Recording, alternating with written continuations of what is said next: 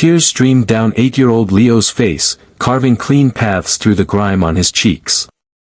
He was on his hands and knees, scrubbing a single, stubborn scuff mark on a vast marble floor. In his trembling hand, the toothbrush felt impossibly small. Suddenly, a shadow fell over him, and the sun-filled foyer felt as cold as a tomb.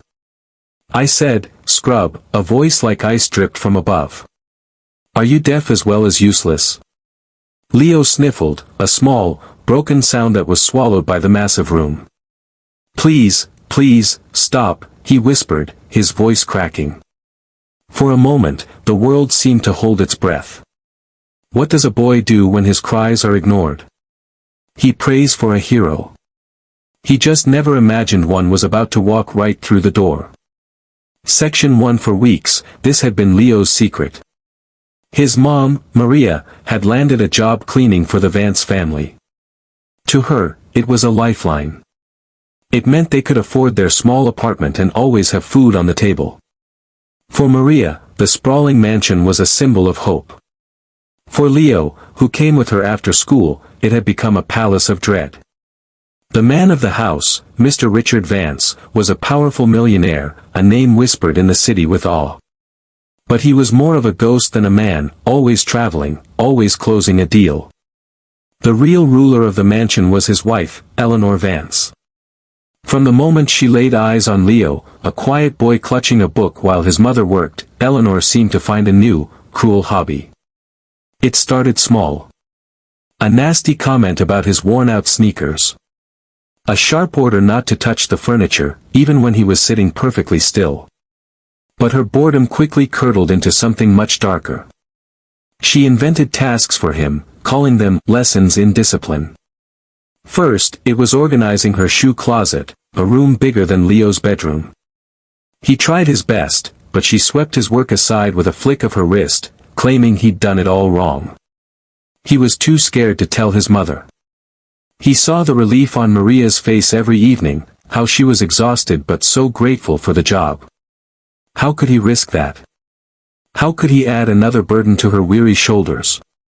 So, he said nothing. He just buried the fear deep inside as he entered the grand gates each afternoon, his heart like a stone in his chest. Section 2. The cruelty escalated with chilling predictability. One afternoon, Eleanor called Leo into the grand living room. Reclining on a velvet chaise, she pointed a manicured finger at the expensive leather boots on her feet. "They're dusty," she said, her voice flat. "My husband bought these in Milan. They cost more than your mother makes in a month. Polish them." Leo looked around, confused. With what?" Eleanor let out a short, humorless laugh. "Use your hands. There's polish on the table. Do it now. I want to see my reflection in them." His heart pounding, Leo knelt. He could feel her cold, heavy eyes on him. As he worked the stinging wax into the leather, Eleanor shifted her foot, making him stumble. "Clumsy," she sneered. "Just like your mother. One has to wonder how anything gets properly cleaned around here. You people are all the same, aren't you? Always looking for a handout, but never having the grace to earn it." Leo's eyes burned, but he fought back the tears. He focused on the swirling patterns his fingers made in the wax, trying to disappear. He just had to get through it. His mom's job depended on it. A week later, it got worse. Eleanor was hosting a garden party. Leo tried to stay invisible in the library, but she sought him out. She walked in holding a tall glass of dark cranberry juice, a sickly sweet smile on her face. "Leo, dear," she said, loud enough for her friends in the next room to hear. "I feel just terrible you're cooped up in here. Come, have a refreshment." She led him into the sunroom, to her prized, pristine white carpet. As Leo hesitantly took the glass, she accidentally knocked his arm. The glass fell, shattering and sending a violent splash of red across the pure white wool. Her friends gasped. Eleanor clutched her chest in theatrical shock. "Oh, you clumsy, clumsy boy. Look at this mess. This is an antique Persian rug. Leo froze, the color draining from his face. I'm sorry. I didn't mean to. Sorry doesn't fix it, she snapped, her kind act gone. A cruel glint appeared in her eye. Take off your shirt. Use it to clean this up. Right now. I will not have my guests subjected to this filth. Her friends murmured, a mix of discomfort and morbid curiosity. Leo's lip trembled. My shirt, he whispered. You heard me, she commanded. Or should I tell your mother she'll be paying for a $10,000 rug for the rest of her life? The threat suffocated him. Slowly, with tears now streaming down his face, Leo pulled his thin t-shirt over his head. The air felt cold on his bare skin as he dropped to his knees, using his own clothing to blot the spreading stain. Each sob shook his small body. He could hear faint laughter from one of the women, a sound that would echo in his nightmares. But the breaking point, the moment that almost extinguished his spirit, came on a quiet Tuesday. He'd brought his most prized possession that day, a small, carved wooden bird. His grandfather had spent a month carving it. Richard Vance stepped inside, home a day early. He was tired, his mind still buzzing from a successful merger. He expected silence. Instead, he heard a child sobbing as if his heart were breaking. Frowning, he followed the sound to the study, his footsteps unheard on the thick hall runner. He stopped in the doorway, unseen. It took him a second to process the scene. His wife, Eleanor, was standing by the fireplace, a victorious smirk on her face. On the floor was a small boy, crying his eyes out. Eleanor was dangling a small wooden object, taunting him. Richard's mind went blank with shock, which was instantly replaced by ice-cold fury. What is going on here? His voice wasn't loud, but it cut through the room like a knife.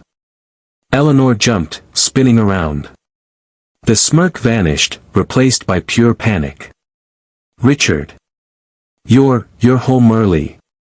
Leo looked up, his tear-filled eyes widening at the tall, powerful man in the doorway. He didn't know who he was, but he saw the look on his face, and for the first time in weeks, a tiny spark of hope lit up inside him. I asked a question, Eleanor, Richard said, his voice dangerously low as he walked into the room. He didn't look at his wife. His eyes were locked on the crying child. It's nothing, darling, really, Eleanor stammered, trying to hide the wooden bird behind her back. The boy, he's the cleaner's son, he was just being dramatic. Richard ignored her. He knelt in front of Leo, his expensive suit creasing. His angry expression softened into one of deep concern. What's your name, son? He asked gently. Leo, the boy whispered. Richard's eyes flicked to the object his wife was hiding. Eleanor, he said, his voice like steel. Give me what is in your hand. She hesitated, her face pale. Richard, it's just a. Now. She flinched and reluctantly held out the small wooden bird. Richard took it, examining the craftsmanship gently. He turned back to Leo and held it out. Is this yours?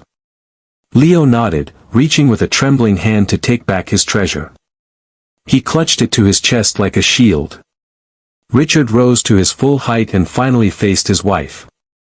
The look in his eyes made her shrink back. For weeks, I've heard you complain, he said, his voice shaking with rage. About the staff, about your life. I thought you were just unhappy. I never imagined you were a bully. A monster who gets joy from tormenting a child. He's just the cleaner's son, she shot back, her fear making her defensive. He is a child. Richard roared, his voice finally exploding, echoing through the mansion.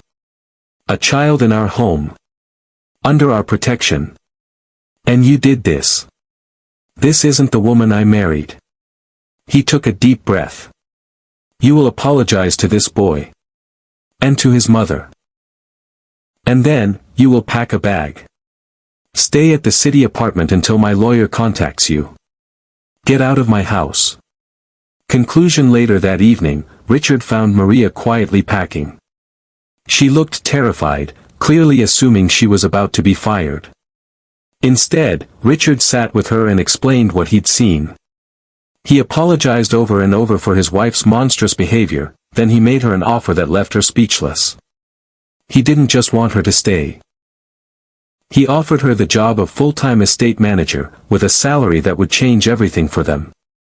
He also offered them the 2-bedroom guest house on the property, rent-free. No child should live in fear, he said, his voice thick with emotion. And I need someone with integrity to help me run this home.